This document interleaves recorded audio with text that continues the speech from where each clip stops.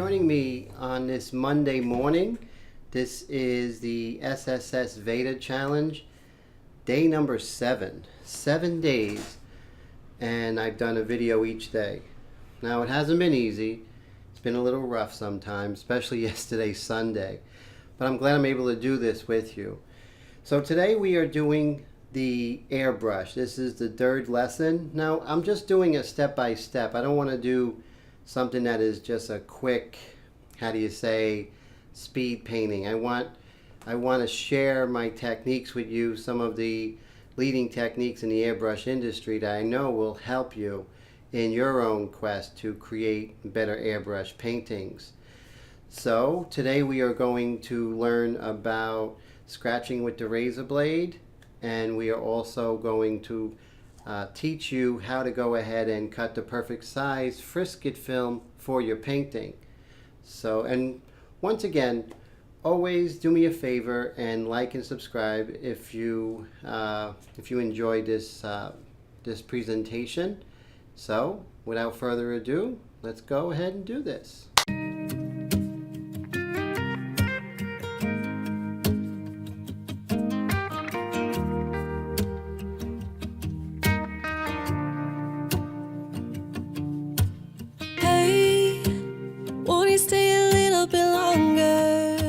So right now I just want to let you know that one of the great ways to put detail in an airbrush painting is to use a razor blade like this and lightly scratch the surface that has the paint on it, so you get the white gesso underneath. And you can see it really gives the appearance of hair. Now mind you, this is something that I will go over with paint and refine it, but this is a great way to establish the light areas of the hair.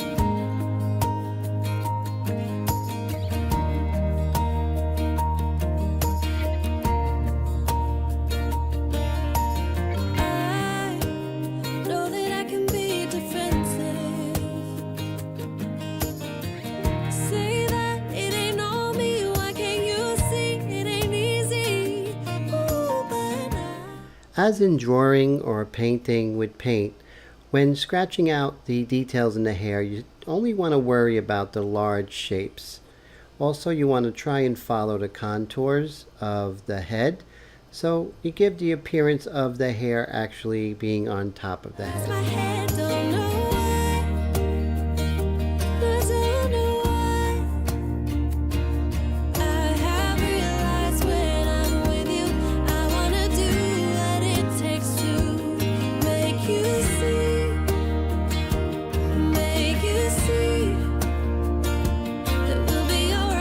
As you can see, I am continuing to add detail, the light areas of the hair, to create volume and depth. But always remember, when using the razor blade technique, you just want to scrape away that outer layer.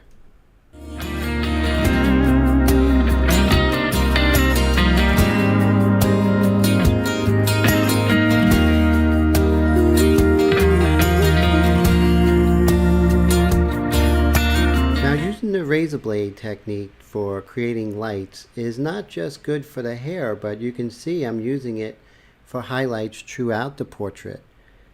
Here I'm lightly scraping away the highlight on the nose. I already worked on the eyes, and you see I could just now it's important not to go too hard because you'll actually damage the actual surface of the painting. You just want to peel away, scrape away the paint layer on top. And as you can see, I'm creating volume and depth. And this is not to say that I'm going to stay with this highlight here, but I'm just establishing it. Perhaps going over it with paint, refining it, but what a great way to establish the lights. It's a great technique.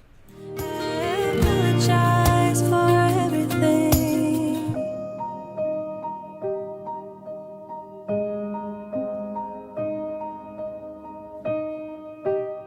Now when you want to lighten some areas, but you don't want to be as harsh as, let's say, the razor blade, you can use an aggressive eraser, and much like the typewriting erasers that our moms had when we were kids. But you can see just erasing that and creating lighter areas where it was too dark, and also creating volume.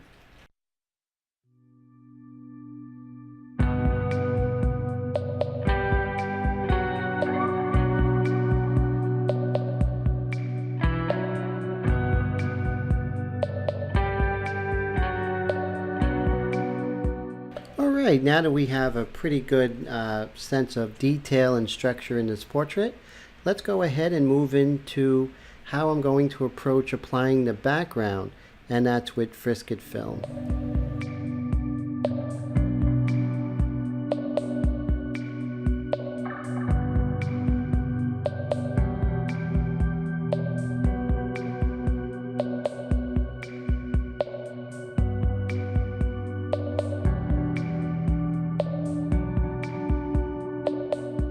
The very first step of applying frisket film is making sure that there are no pencil marks, or at least lightening them with a kneaded eraser, because we're going to go over that with paint, and we don't want those pencil lines to show through, that's for sure.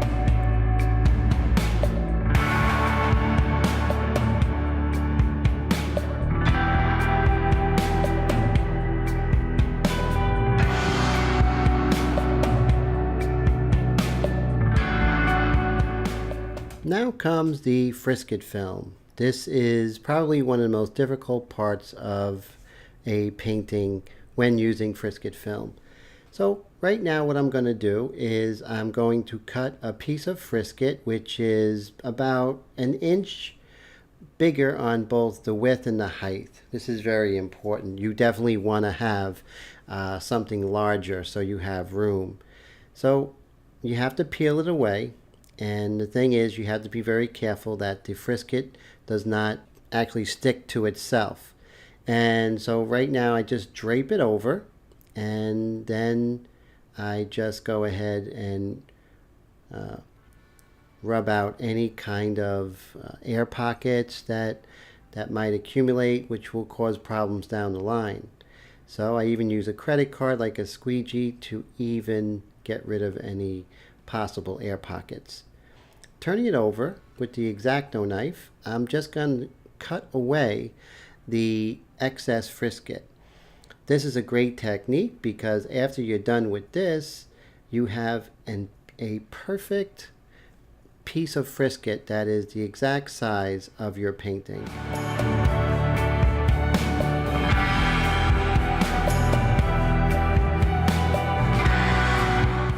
So thank you so much. I hope you enjoyed this presentation of the portrait in Airbrush. This is the third lesson. We'll do the fourth lesson later this week.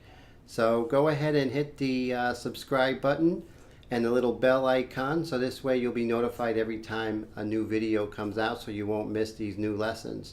I also have a lesson going on with drawing the portrait in graphite pencil and white pastel, so look out for that.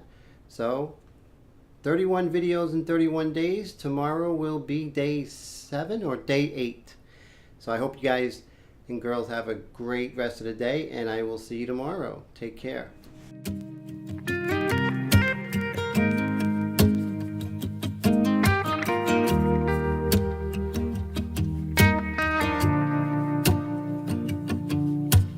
Hey, won't you stay a little bit longer?